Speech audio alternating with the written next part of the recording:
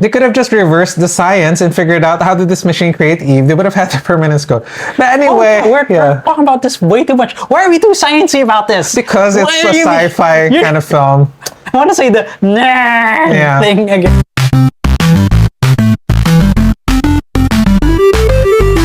Hello friends, it's Geoff. And I am Ben.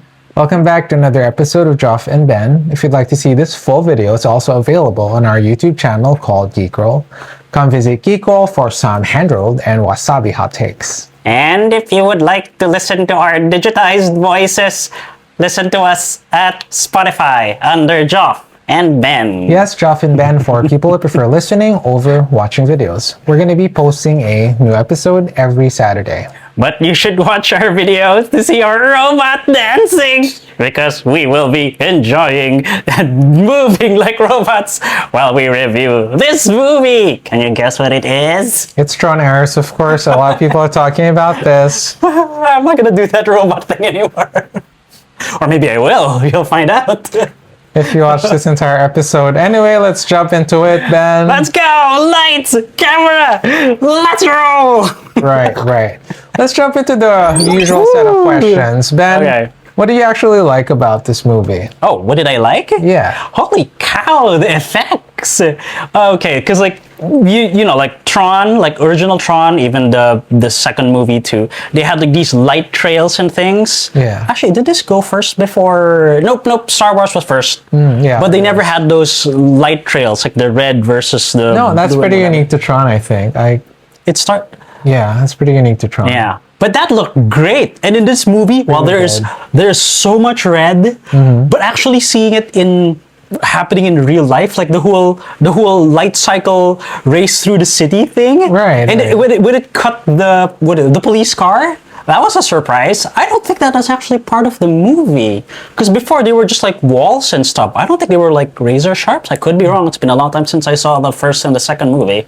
But yeah, those were great. And then like later on, when the guards with the spears, halberds, what the heck do you call those? Because they also leave a trail. Donatello. So I don't know what to call them. Yeah, like when they go like this. Did you expect that? A double-ended spear. Yeah, double-ended spear. We can't say the double lightsaber or whatever. But they left trails and it stays there. And I'm pretty sure they were solid because they were stuck in the air and they had to like dodge under it.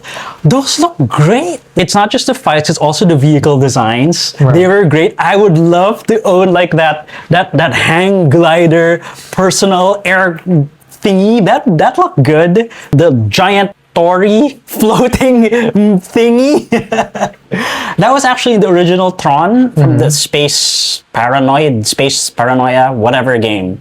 So it was cool to see it manifest in the real world, even though it wasn't super good, because one jet plane was enough to incapacitate it.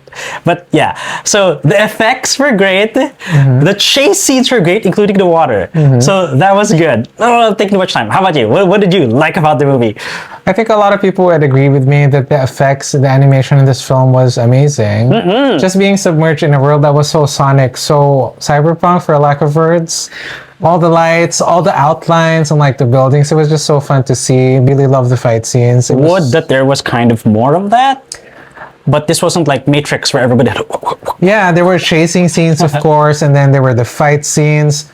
I particularly enjoyed the fight scene, the one-on-one with Athena and ARES. Oh, the ending. The ending part. Yeah, I really like that. There was also what is that? The aerial scene. Kind of, with the gliders were fighting against the human jets. Yeah. I mean, it wasn't much of a fight, but I didn't expect something like that. It was kind of scary because they were like floating around like razors. They were just cutting the jet up. But anyway, that's a lot about the things that we like. There's really a lot of things to like about this movie. We can keep talking about this, but moving on. No, I'm gonna be the one to ask you. Okay. What did you not like about the Tron ARES movie? That's a difficult question for me because I really, really like this film. There was just a lot of things that I really enjoyed and just resonated with me. I suppose if I had to like really nitpick, what I didn't like, maybe they could have, added more story. The story was very simple, although I enjoyed it. But, if they had to, they could, add a few more elements to the story. It was pretty straightforward. Did you not like the portrayal of the bad corporation.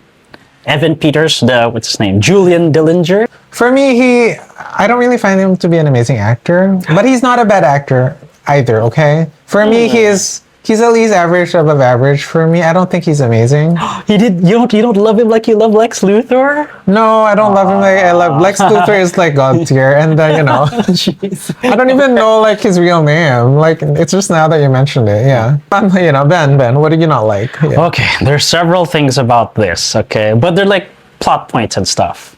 For one, okay, in the Tron movie, ARES is like the new master control, so basically the bad guy. Right. And then for some reason, something triggered him to make him like, oh, the usual thing where an AI like, oh yeah, I want to be human, or like, I want to feel human emotions or something. There's something like, oh, I want to be permanent now. I want to live in the real world and feel like rain touching my skin. Like, but that was not enough. There has to be more to this. All he did was like, he looked outside and said, oh, there's precipitation.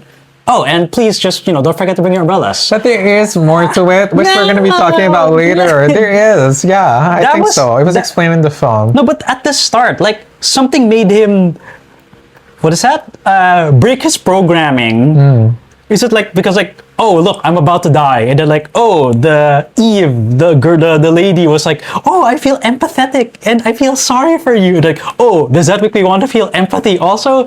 And then like, after that, like, okay, we should work together. Like, how many minutes does it take for you to trust me? Something. It's like, it wasn't enough. He was a program. He was AI. He was a robot type thing. Self-learning models are very popular with AI. In fact, did you know that Facebook, Instagram, and all of the stuff we use on social media, those are actually self-learning models. They actually learn a bit from people as they interact with the AI. Yeah, they do. They end up learning how to lie too, like regular human beings. But anyway, having said that, it's not too far-fetched to imagine that ARES might actually, transcend his digital programming. Yeah, but there should have been at least a reason. I know you brought this up before. There was a point where he could have turned like more human or something. Right. But not at the start. It was later on when he met Flynn and got like the permanence program thing. But before that, something really, I need something more concrete to make him betray his directive and something. Did he get hit by a bolt of lightning? Was he the brainchild of two rogue programs that had something that happened? Yeah, but moving on, connecting to everything we're talking about, how do you actually even define permanence, like in this film? Because, the entire thing that they're trying to do in this film is get this permanence code, which eventually ARES gets interested in. It's like, oh, I want to be like a permanent being. But what is it? He saw the only thing he saw about it was the tree in the program, right? Which, by the way, was a dumb thing. Like, why the hell would you make like a organic 3D printer thing and do your test subject and show it outside where the satellite could zoom in and see it? Anyway. Well, I guess she wasn't expecting that somebody was stalking her. She's a smart girl. She should have figured that out. She's pretty smart. Me and Ben, we were talking about like the difference between how is something organic and how is something digital, and in terms of like permanence. Okay. Does it become organic? No, there was a thing. Oh God, because Flynn, I think you brought this up again. Flynn said something like, once you get the permanence program, right, you will only have one life to live. Meaning, you cannot. Like, ARES and Athena, they died. And they can respawn. Like just video game stuff. But I think once he got the permanence program, that's it. He cannot repeat himself anymore. If he dies, which also doesn't follow, because you can just copy a digital memory, blah, blah, blah, blah, blah, blah. That is true, yeah. Something else must have happened to the body. I do feel like that's a discrepancy in the story, because even Eva was copied into, as a program. She was copied into the world, which means that Eve was recreated again by the laser. Exactly. But it was organic. Right. Already. Unless she was not. What if there was a twist? Like after the movie ended, she just turned to pieces. But I told Ben that I think that the permanence code, being that it's in the shape of a double helix DNA. Oh, I forgot about that. It's already an indication that this code is a code for life, a code for being organic. So the idea is perhaps Ares and Athena just didn't have the code for being organic. But he got it later on. But because did he still have any, what do you call it, like any supervision stuff? Like, like he could still do like robot stuff, or is he fully organic? I think that's one of the cliffhangers that the movie really leaves for the people to think about, because they didn't really show the vision of Ares anymore. I mean, of course they showed him traveling, but they didn't show if he still had an interface. Did he cut himself? Did he bleed? Yeah. But wait, hang on. They've only used the permanence program for 2 things so far. We've never seen them use it on anything inorganic, unless you count clothes. No, but if you were listening to how the story was going, eventually Eve uses the technology to kind of build a different thing. Oh yeah, right. The ending, like they were doing like fruits and they were doing medicine. Right. You could have just built like, I don't know, like more cars or something. I'm sure you could.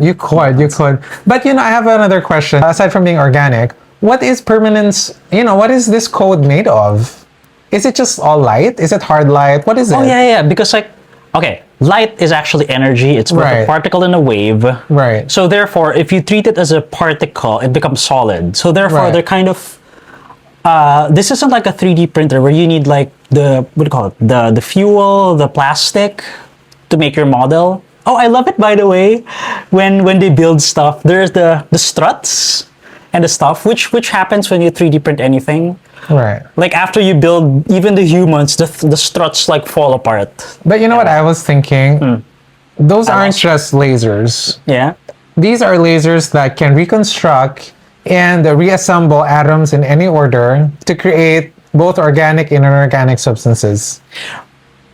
Wait, lasers are light, and energy cannot be created or destroyed. So it's still made of photons. But everything is made out of energy. Literally everything. Even like matter is made out of energy. Yes. Because E equals mc squared. Why are we doing all this math, man? Well, you have to think about energy it, right? equals mass times mc. C is what? Okay, for everybody listening. Okay.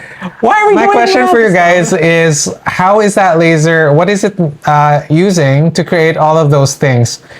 If everything is code in that world, at least in the world of Tron, in order for you to create a tree, you need to know the exact composition of the tree at an atomic level. I'm sure that's been done by people. So you have to code the atomic level, the atomic structure of a tree in that computer, so that laser could reconstruct it, right? Yeah. Ben's initial reaction to why he thinks that Ares is like, why is he feeling all of a sudden? Just because he saw some rain and everything like that. And I told him that it's not just that. He literally studied the entire life of Eve because he had all her files.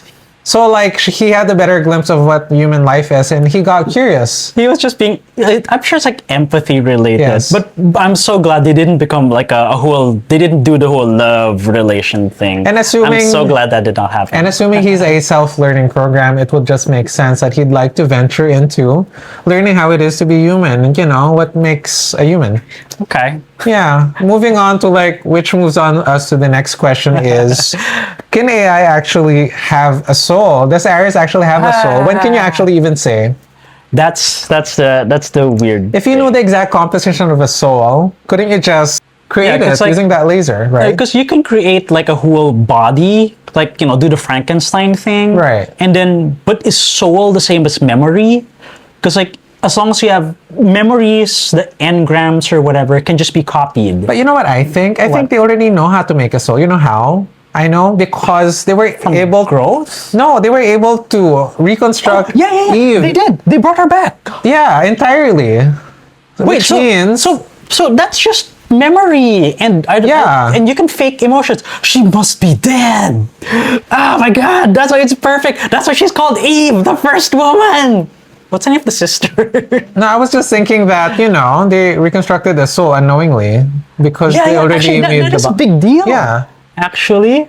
So no, because she did not have the permanence program for that. She didn't need a permanence program. She was already biological. So does that mean the permanence program would give Ares an actual soul? Remember when Ares and Eve got out of the digital world? Yeah. Ares had a timer, but Eve did not. Yeah, it was unknown and like that. Yeah. Hey, we should have actually seen that somehow. No, but we don't have a listing of his timer. But you know the discrepancy with that is if the laser was able to reconstruct Eve in a biological form in that world, it means the system already knows how to create biological forms. Why does it still need the code? That is a loophole. Yes. That is true. That is kind of a loophole. Holy cow. A program will not be able to reconstruct Eve in a biological form if it didn't have a code for making biological stuff. I'm gonna say because the woman design is different from the male design. Just kidding. I'm kidding. You know. No, but that is actually a really good point. That is true. Julian Dillinger was so stupid. He could have just recreated that. That's actually cool. They could have just reversed the science and figured out how did this machine create Eve. They would have had the permanence code. But anyway, we're talking about this way too much. Why are we too sciencey about this? Because it's a sci-fi kind of film. I want to say the thing again. But anyway, I'm sure you guys are curious. How did this movie fare for a lot of people? Gosh. And for us, you know, Ben, why don't you start? We're giving a review 1 to 10. I'm going to rate this as an 8.5. Wow. Okay. Well, it's pretty good as it is. Yeah. I would have wanted more fights because the fights that we saw were great. But the thing is, there were actually no good guys until ARES turned. So there was no way we could have had like a cool good guy versus bad guy. Oh, actually there was at the start. When the programs were breaking in, we had like 5 or 6 red programs and then fighting against the blue programs. Right. Oh, we could have had more of that. Yeah. Actually, that's true. Yeah, that was a good part. Actually, yeah. So I give an 8.5. Oh, also, people kind of look down at Jared Leto a lot because of, I guess, his portrayal of Joker. Do you think that his reputation kind of carried on? Well, because in the posters we saw, we didn't see his name listed. Yeah, I'm actually wondering. We didn't see his name in the posters. It's almost as if they're not marketing him. Yeah, marketing him well or something. But I like his role here because he's like being robotic-ish. So he wasn't like, displaying too many emotions. And it worked for him. Yeah. Except for the part where he was trying to make some jokes, I think. There was a part where, But other than that, still good acting. How about you? Because I know what you like about this movie. I really, really like this film. This is like an easy 9 for me. Easy 9? Easy 9 for me. The visuals are stunning. It was. It's everything I kind of was... It's been a while since I've seen sci-fi, but I was not disappointed. Like seeing all those visuals. Yeah, the motorcycles part was really good. Seeing all the outlines and like every structure in like the digital world and how they were... Yeah. That's not all. I know something else you really enjoyed. Athena! I almost forgot to mention. Did you guys like the bad character, Athena, the black girl? She's so good. I really liked her. It's like she had like and you were scared when she was like running after Eve. Yeah, there was a scene where Athena was running up the parking lot, chasing Eve, and she almost got her. I was like, oh my god, she almost grabbed her. That was very, very Terminator. Yeah. Scary. I love Athena's facial expressions. I love the nonchalant, and her eyes are so like she was like really enjoying being evil. And what I really like about this film, aside from the character and of course the visuals, is how they insert, of course, the philosophical aspects and the morality involved in AI. We used up so many minutes just talking about that. Yeah, you guys have seen like this is like a really nice topic to just like have a back and forth with anyone, really. Like it's all existential. All existential, all about like AI. When is it enough? Where do you draw the line? What makes AI? What makes human? And it's endless, really. Oh, I want to add one more awesome thing: the music. Oh, the music was great. Music was great. It was by 9 Inch Nails. I saw in the cast Trent Reznor was one of the fighter pilots, even though he was wearing a helmet. And I don't know if he was the guy who died or the guy who succeeded, but whatever. Anyway, that's it for now. I'm Geoff. And I'm Ben. And we'll see you again for other movies, sometimes series, maybe some anime. Suggest to us. Yes. Okay. Yeah, send us a suggestion, please, because, we don't really know what you guys actually want to hear from us. Yeah, well. Other than our digital voices, we didn't do any robot dancing. I'm pretty sure they don't want us to see. No. Let's do some dancing. Our dancing isn't that great anyway. Bye. Alright, okay, bye. Roll credits. Let's go.